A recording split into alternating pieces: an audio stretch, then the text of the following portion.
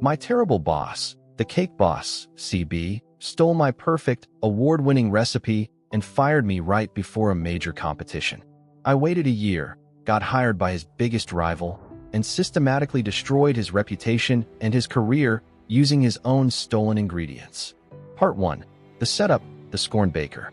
I used to work for a bakery called Sweet Surrender. The owner, Victor, whom we all called CB, Cake Boss, behind his back, was a narcissistic, insecure tyrant.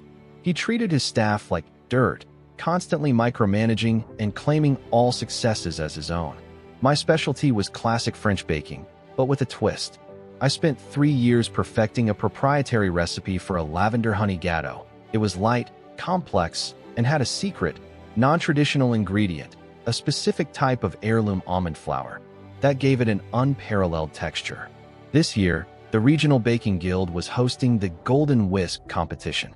I was certain my gateau would win. CB knew it too. The day before the competition deadline, I baked the final submission cake. It was perfect. I left the recipe notes, including the precise origin of the almond flour, locked in my desk drawer before leaving for the night. The next morning, I walked in, beaming with anticipation.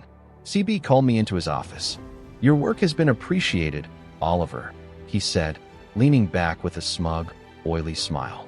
"But frankly, your vision is too niche. I've decided to go in a different direction. You're fired." Effective immediately, my world shattered. When I tried to retrieve my recipe notes, the desk was cleared.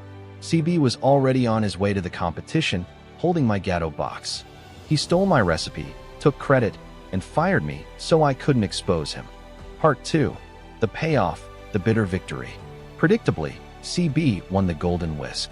He gave teary interviews about his years of dedication to perfecting the lavender honey gateau. The insult was a physical punch. I decided my revenge wouldn't be immediate legal action. It would be art. I spent the next year working quietly for the Rolling Pin, a high-end, exclusive catering rival of Sweet Surrender, run by a kind, sharp woman named Elena. She knew my talent and gave me full creative control. CB, emboldened by his win, announced he was creating a nationwide subscription box service based on his winning formula. This was my window. I leaked a small, anonymous tip to a food blogger about CB's secret, expensive supply chain for the premium almond flour. The hint was just enough to get the blogger to investigate the supply company. Part 3. The slow bake. The supply company, facing unexpected scrutiny, did exactly what I knew they would. They panicked about their single, most important client, CB, and offered him a massive, multi-year, exclusive bulk contract at a deeply reduced price to keep him quiet and happy. CB, being greedy and arrogant, signed immediately. He locked himself into buying this specific, high-end heirloom almond flour for the next 5 years. Now for the fun part. The sabotage was simple, the flour swap. The heirloom flour, as only I knew from 3 years of experimentation, was incredibly sensitive to humidity. If stored above a certain temperature, say 80 degrees Fahrenheit, for more than 48 hours, the texture changed subtly. It wouldn't ruin the flavor, but the crumb would become dense, rubbery, and incredibly chewy, like an old sponge. Sweet Surrender's main warehouse, I remembered from my time there, had an ancient, temperamental HVAC unit that constantly struggled with the humidity in the summer. Part 4. The icing on the cake, the takedown. 3 weeks before CB's grand subscription box launch, Elena, my current boss, conveniently secured the massive, high-security, air-conditioned storage space next to Sweet Surrender's old, humid warehouse. I used a burner phone to call CB's delivery manager, posing as an urgent utility worker.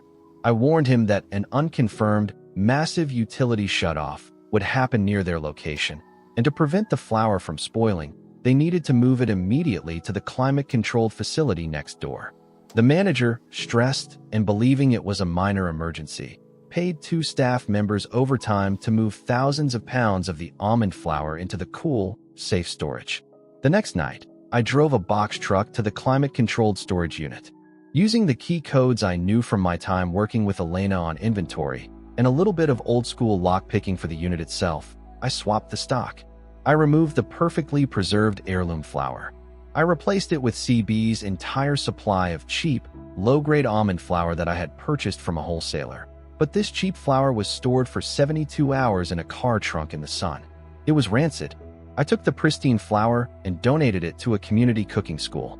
Part 5. The Aftermath, Sweet Justice. The subscription box launched. CB was ecstatic, promising his signature, award-winning lavender honey gatto. The reviews flooded in the next day.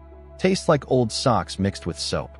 The texture is like chewing on a hockey puck. Did they forget the lavender? Or is that smell just the stale oil? CB went ballistic. He couldn't figure it out. His chefs followed my recipe exactly. He blamed his staff, his suppliers, the weather, everything but himself. He was legally locked into the 5-year contract for the expensive heirloom flour, but the damaged reputation meant he couldn't sell anything made with it. His business collapsed in 3 months.